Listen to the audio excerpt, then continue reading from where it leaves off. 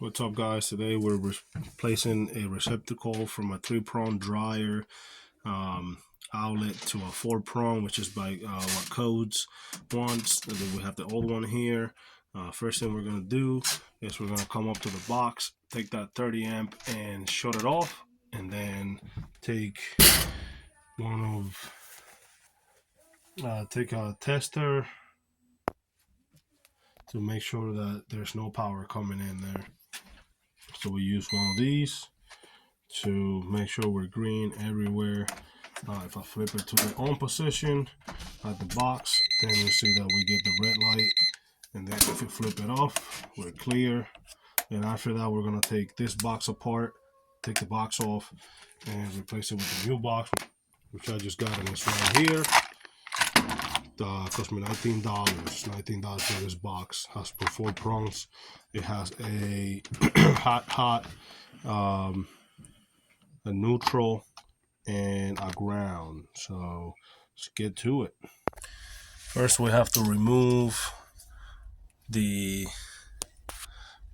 case, which has a screw right in the middle there, flathead. Take that off. So here's the the old box, excuse me, which I have open. Make sure it's safe to work with. And let's see if we can get better lighting in here. So here you can see the screws. The black one was on the right side right there. So the black one went here, the red one went here.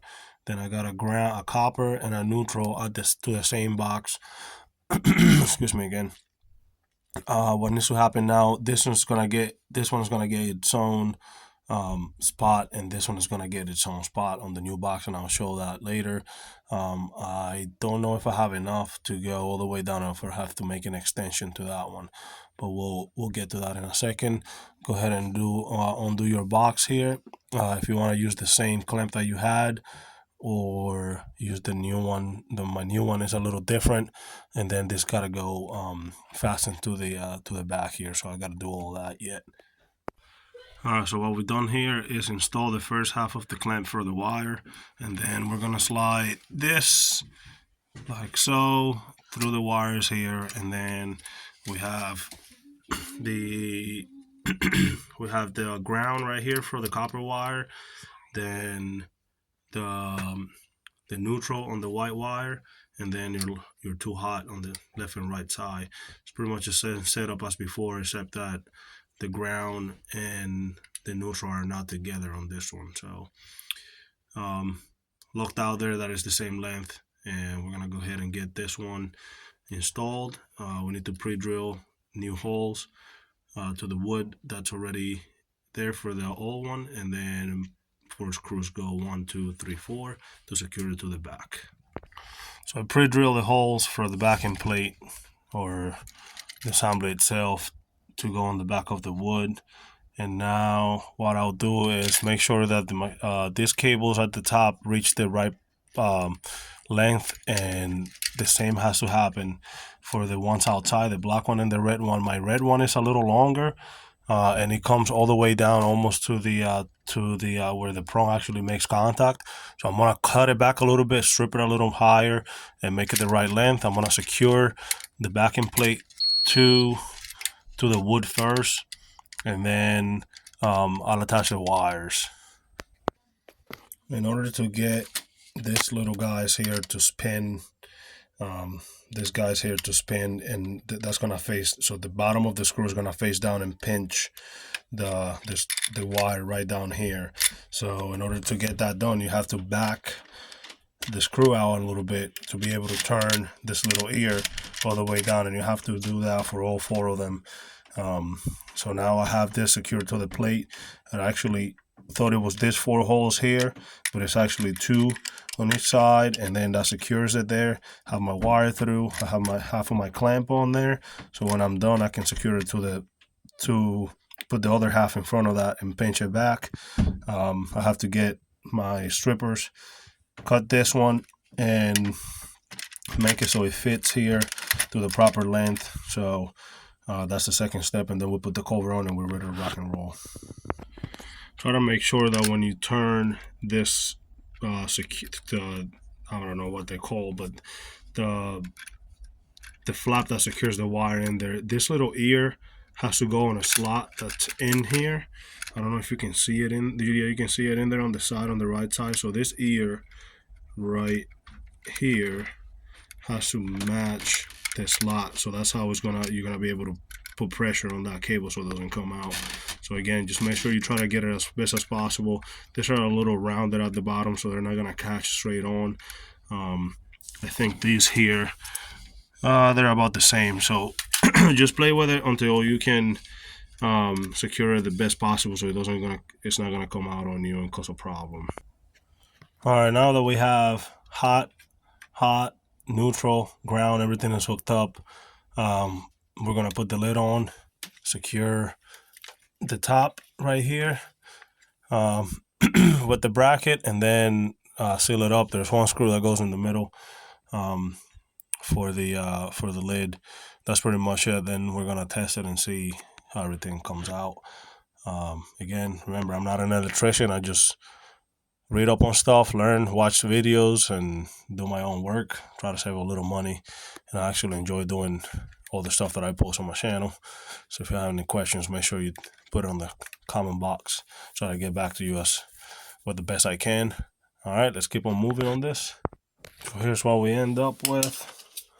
We have the full box installed, going up. I didn't put that wire there, but we just work at the bottom there. Everything is hooked up. We're gonna turn the power on, connect our washer machine, dryer machine, and see how it performs. So the whole reason why I made working on this and making this video is because I have a dryer at home that was set up with a 3-prong cable like this, and well, there goes my flashlight. This one that I got for free has a 4-prong setup, which is this one on the right side. So initially what I was going to do was, I looked around and people were saying you can actually switch them back and forth, which according to this you could. If you take a cable with a 3-prong, you set it up like this, where the white cable or the neutral cable from the washer, which is the one right there, connected to the white.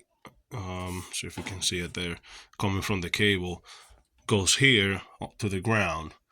And then you have your, there's supposed to be a board here. They took it out, which is kind of crazy. But it's lead 1, lead 2, which you can see here, is a black wire, the red wire, 2 leads, and a neutral in the middle. So that's for that 3 wires. So if you have 4 wires, what you do is you go to the right side, which is this setup right here, and you take the ground from the cable and replace it with that white wire. And then you're gonna combine the neutral from the cable with the neutral from the washer machine, and same thing with the hot, or lead 1 and lead 2. They go to the same place. So the only thing you're changing ultimately is the ground from the wire goes here, and whether the the neutral from the washer, or I'm sorry, the dryer, stays where it goes. So they had it set up with a like 2 neutrals. What was it? The neutral from the washer was here, and then they had the 2 neutral connecting together from the so the ground and the neutrals were all tied together, and then the ground from the dryer was here. So that's what it was: ground here, and then neutral from the washer, and neutral from the cable with the ground were together. For what I understand about electricity, grounds and neutrals are kind of the same thing.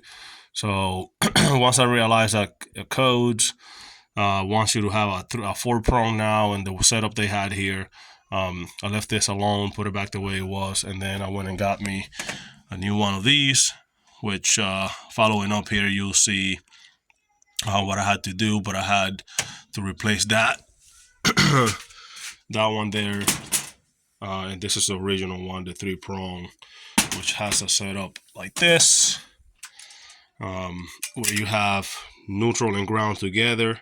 So green, I'm sorry, the bare wire and a neutral go together here, and then you have a hot and a hot. So hot, so whether it's red and black or black and red, and then bare copper wire with white in the middle. This one has an extra setup where the ground goes to the has um, a green one of these on the left, and then so it separates the ground, the neutral. I think the ground goes all the way down, and then you still have your white and red. I'm sorry, black and red, and then ground and neutral. See if this box here where it came in has it. So as you can see it there, there's the drawing. So that ground runs all the way down to the bottom. But then following up here, you'll see how everything got hooked up. And I did run into an issue when I first was doing this. I didn't realize that one of the cables that come in here, there's 4 cables in there: red, black, white, and ground.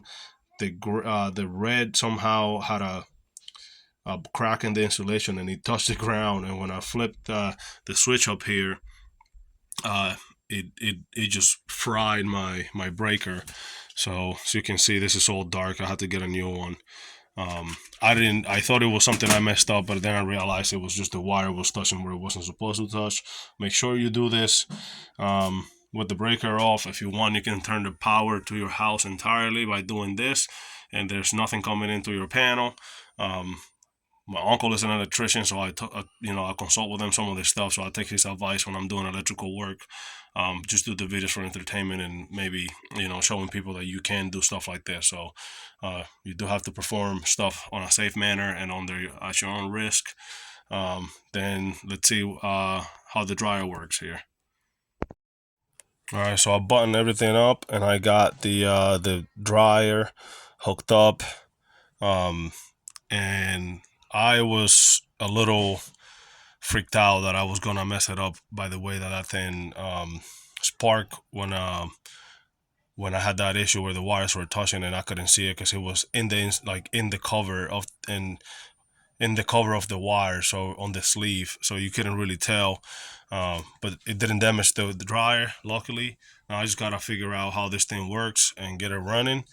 And I hope this helps somebody that's looking to do, whether you're changing from a 3 to 4 cable or prong outlet for your dryer, or whether you're trying to set up change from a 3 wire from a 3 prong to a 4 prong on your dryer, or you're replacing one of these boxes here. But you don't necessarily, some of this stuff, it's kind of simple. You just got to be careful, shut things down, have a general understanding of how tools work, and you can figure it out. So again, I hope this helps somebody, and if you have any questions, put it in the comment box. Thank you.